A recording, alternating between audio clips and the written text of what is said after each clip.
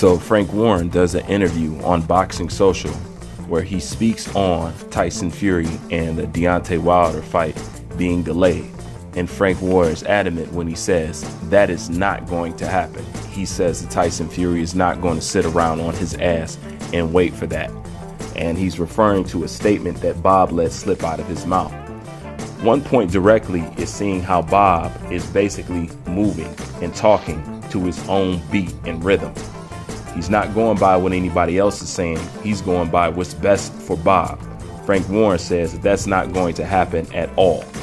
He says he's not going to sit around and he's not going to wait, as most of us don't want to wait. So who wants to delay this fight? None other than the old man, Bob Arum, which I've already told you guys before exactly what Bob got's going on.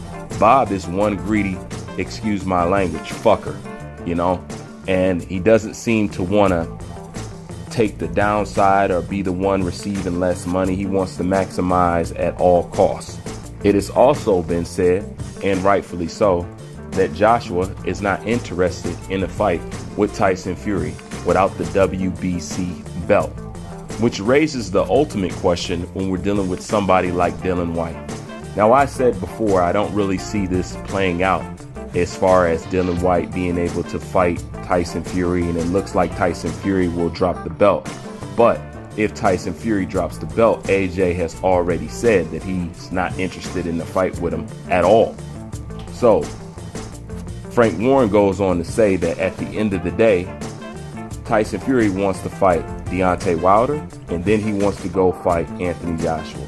And at the end, he's the lineal champion. He's the Ring Magazine #1 contender. He will do what he wants. Once again, putting this whole situation back into a pretzel. Many people have said they don't see Tyson Fury going through with it fighting Dillian Whyte. You know, it looks like he's going to drop the belt. Other people are even right about what's best for Tyson Fury, and it looked like it is best to drop the belt. But as you know, AJ only wants one thing. He wants to unify. He wants this for his legacy. He wants this for his record. He doesn't want anything else. So it's interesting to see how this is exactly going to play down to the T, because I don't see nobody being able to escape. One thing's for sure, Anthony Joshua's not making any shortcuts, and he's not shorting any corners to get to where he has to go. He's just waiting for their next batter up. Who's coming up next, he's ready to fight.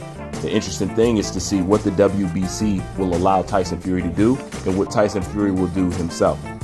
Okay? Now, if Tyson Fury fights Anthony Joshua, one thing is for sure, you won't have the fight in the UK, which is such a crying shame because the UK have waited so long to get in this position. It almost seems criminal not to have the fight on their own soil. And then you have Dillian Whyte, somebody who's just been waiting in the wings, just been waiting and waiting and waiting. Nobody wants to fight him, and nobody's giving him the fair shake.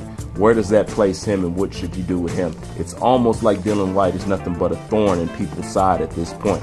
But I say, if you would just follow your rules and let things fall how they're supposed to be, either way, whether it's a fight with Dillian Whyte and Anthony Joshua at the end, or it's a fight with Anthony Joshua and Tyson Fury at the end, both are big fights, because let's be honest, this whole thing is moving and all these wheels are greased because of one man, and that is Anthony Joshua.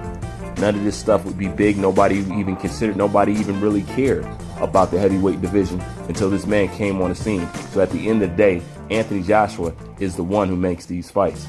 You can tell that by just the sales that Tyson Fury and Deontay Wilder did. You know, their first fight, you know what I'm saying, numbers wasn't all that, you know. The second fight, of course, it grows more interest. And his third fight is going to be the best numbers that they did out of all of them. That is something that Anthony Joshua does on a regular basis with people that, you know what I'm saying, are not even popular. Once again, Anthony Joshua makes this situation, you know what I'm saying? He makes all the lights turn on in the building. So at the end of the day, no matter who you put in that position, you know, it's still going to be a big fight, and it'll still be big for the UK. I, however, think that the end all be all and the last chapter that Anthony Joshua should put closing on his career should actually return back to Dillian Whyte. You know, I think these guys got a true rivalry.